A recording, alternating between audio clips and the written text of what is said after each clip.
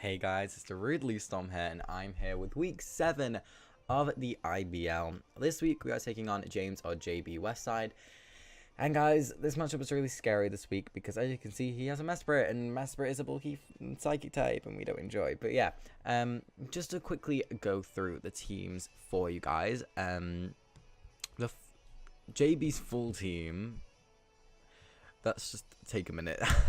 His full team consists of Megazazor, Tapu Fini, Shaman, Incineroar, Lycanroc Dusk, which is petrifying, Mesprit, which is again pretty scary, Nidoking, Licky, Primeape, Raichu, and Noivern, again really scary. So, as you can see, the 6 that he decided to bring were Mesprit, Tapu Fini, Lycanroc Dusk, Nidoking, which is a good offensive threat versus me, Incineroar, which is annoying, but hopefully should be able to deal with it with Zapdos and things like that.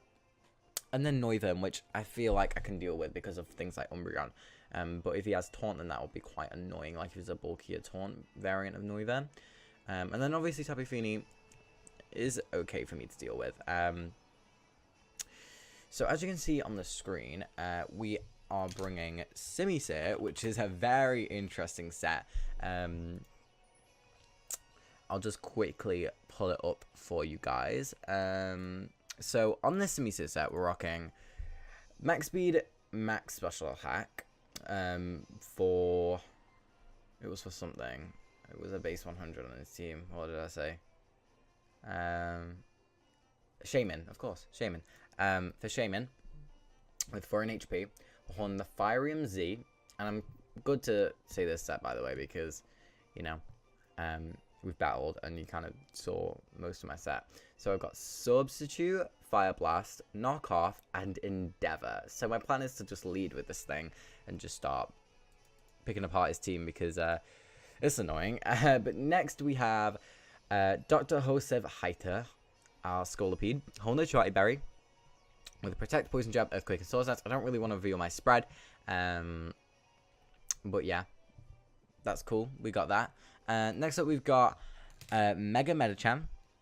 Again, don't really want to reveal my spread, but we have I can't remember what moves I clicked. If I click, ooh, no, we just have Mega Medicham. We have offensive Mega Medicham.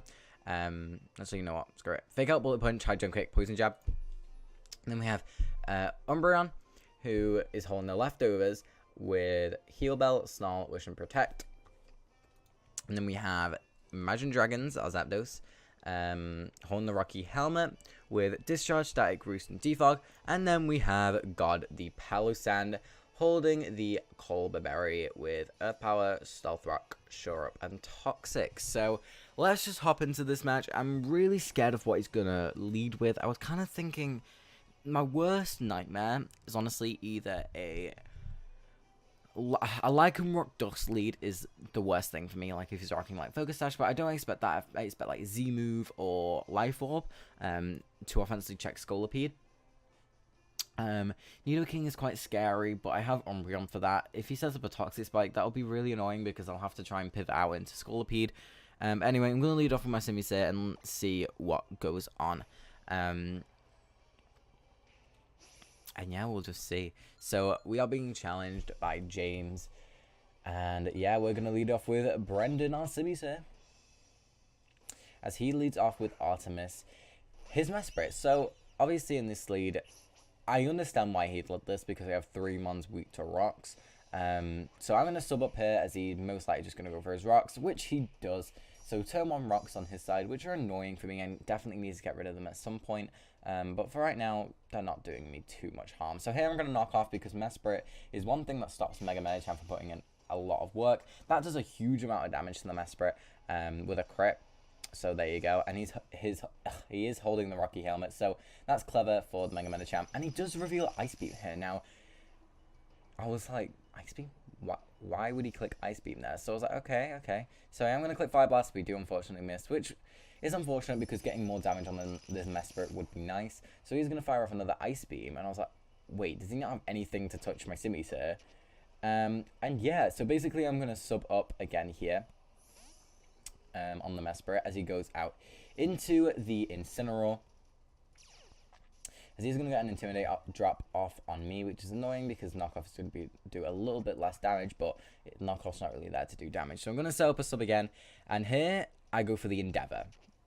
So we're going to knock this Incineroar right down, which is really nice because clearly it's a bulky Incineroar, and he's just going to fire off a bulk up, so that is perfect for us.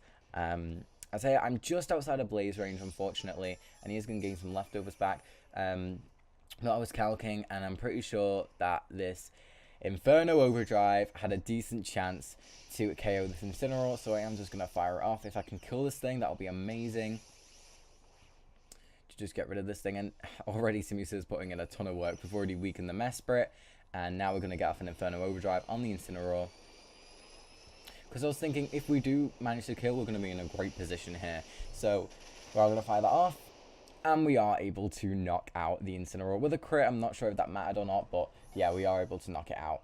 So in comes Echo, the Noivern, and I was thinking here, okay, we can just get off an Endeavor. I didn't see Frisk, and I completely forgot this thing got Infiltrator as another ability. I just always expect Frisk, because, you know. But yeah, so we are going to lose our Simisa there, unfortunately. If I would have known, I would have just swapped straight out into Umbreon. But it's fine, Simisa did his job. So here he is going to reveal the Taunt on his Noivern, which is really annoying. As I actually just go for a Snarl. So we are going to be able to get that off on the Noivern, get a bit of damage off. But I just know I'm going to need Rocks up for this Noivern. So yeah, he is going to end up withdrawing and go out into Aquafini, his Tapu Fini. This is perfectly fine with me. He's going to get up the Misty Surge. And here I just fire off another Snarl because I had no reason not to. And this is why I brought Snarl Umbreon, basically, so it can take on Tapu Fini a little bit better. But we see the leftovers here, and that's kind of why I brought the Simisa set that I did, to try and knock off his leftovers. But anyway, that's fine. I'm going to get my leftovers back, obviously. And here he is going to actually withdraw his Aquafini and go into hashtag Team Jacob, which is his Lycanroc Dusk.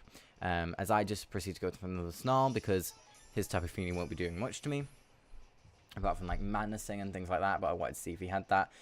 So in comes the Lycanroc Dusk, and he is actually going to pull a double here back into the Tapu Fini. As I believe I go out into my Palossand. Yes, so Palossand is in versus the Tapu Fini, and obviously I don't really want anything to do with this, so I'm going to pull another switch out into my Imagine Dragons, the Zapdos.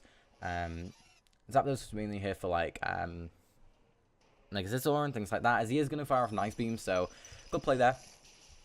Just hoping he doesn't freeze me, which he doesn't, so that's good. As here he is going to pull a switch out of his Aquafini into his Nidoking. Fun. As I proceed to go for the Defog, expecting a switch out with the Tapu Fini. And I just really wanted Rocks gone because I feel like Mesprit will be pressured to come back in again. So yeah. So here I am going to pull the switch into my Umbreon. It is my safest bet versus this Nidoking, 1000%. As he does proceed to just fire off an Ice Beam. And that just bounces off Umbreon. Umbreon just eats these hits for days from Nidoking. So I'm going to get a bit back from leftovers as I proceed to go for... What do I go for? A Wish? I believe I go for a Wish. I do indeed go for a Wish. So I am going to Wish up. Get some leftovers back. And now here, I know he can't let me pass into my Zapdos for free. So instead of going out into my Zapdos, I'm going to go out into my Scolipede. Knowing that his only attack is clearly Ice Beam, which is going to click right here. And it does a decent chunk to my Scolipede, don't get me wrong, but we are going to get all that back due to the Wish. And now I know that his only attack is Ice Beam, I'm going to set up an SD. Because I saw my opportunity right here. I'm going to get that up, get to +2, and he's going to just go for his Rocks right here, which is like, oh wow, okay. So I am going to get my speed boost up, and due to the crit on the knockoff, to be fair, the crit on the knockoff kind of makes up for the Fire Blast miss, because it would have put it in around the same range. We are going to be able to knock out the Mesprit with the Poison Jab, and now we're at +2/+2. The only thing I was scared of here was any sashes or anything, but I had to take that risk since I'm already this far in. So here he goes out into Lycan Rock, he clicks Accel Rock. I'm going to get my Charty Berry off. I didn't really expect this thing to be sash, otherwise I feel like he would have led with it. So yeah, we eat the Charty Berry, it does around half still, and we are going to click our Earthquake at +2. And be able to knock out the Lycan Rock Dusk, which is a huge threat gone. So, thank God for that. So, Lycan Rock Dusk is gone. Now we're at +3 speed, +2 attack. And he's going to go into his Noivern here. I was actually quite scared of this not KOing, due to the fact that, you know, it seems to be maybe a bit of a bulkier Noivern with Taunt. But it does manage to pick up the KO. So, clearly he didn't have too much bulk on his Noivern right there. And we are going to get another speed boost up. And here he's going to go out into the Nidoking, which obviously I have Earthquake for.